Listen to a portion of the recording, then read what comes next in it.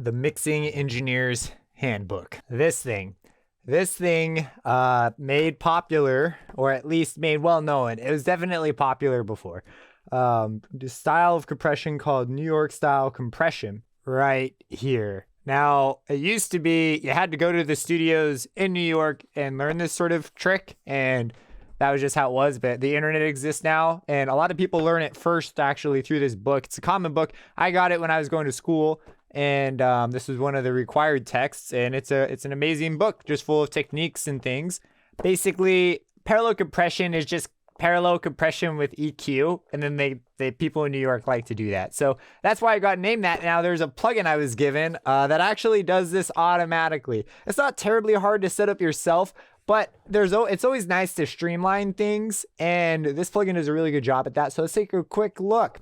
So naturally, it was made for drums initially. Like that's what made it popular. Here's the plugin. I, of course, am not using it on any drums. I'm going to use it on a synth. I really like what it does to the synth. So if you wanted to set up parallel compression, what you would do is you would take your output, clone it, compress it, and then boost the low and the highs, and then mix it in with the direct signal. So what's great about parallel compression is it maintains the transients a lot better because you're mixing in the sort of the squashed version. So that could be really, really nice. So here I have this synthesizer, and let me go ahead and turn this off. What I like to use this sort of compression for a lot of the time actually is, I hope they didn't screw my audio up too bad.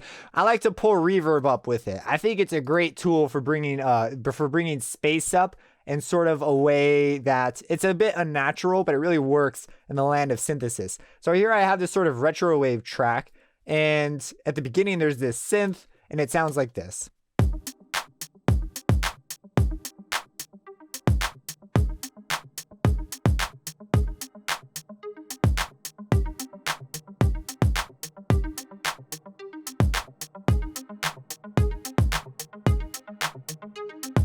There you go. That's what it sounds like. Let's just hear it without the drums.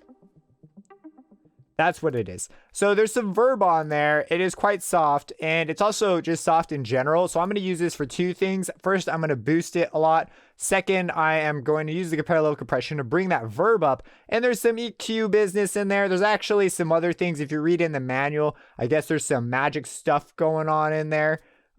It's a more complicated algorithm than it sort of sets out to be. It does the routing, but part of the magic of parallel compression is also the post-processing. So there's like a algorithm in there to determine what to do based on the input.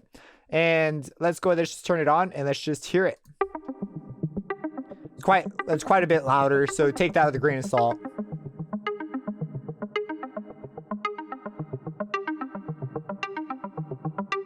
But you can hear the verb right there. You hear it get sucked up. It is louder, like I said. This is just because I didn't gain compensate it for the demonstration because I'm using it sort of to bring it up on purpose as well. We can hear what it's adding. If you just click solo, you can just hear what it's putting in, what it's doing in the parallel channel. And then you mix it in with this fader in the middle.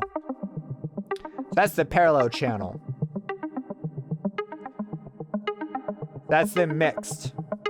So you could hear the extra little bit from the filter clamping down on the sound because the way the sound works is it's just a filter that clamps down really fast. You can see that the parallel compression loses some of that as a solo signal. But when we mix it in parallel, we keep it because we've still got some of the direct signal. That's solo. This is together.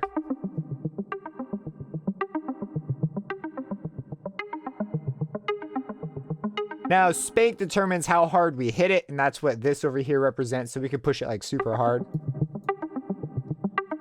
I didn't want to push it that hard. And over here, I have where it's going longer. It's a longer tone. Let me, I guess, show you it in context first.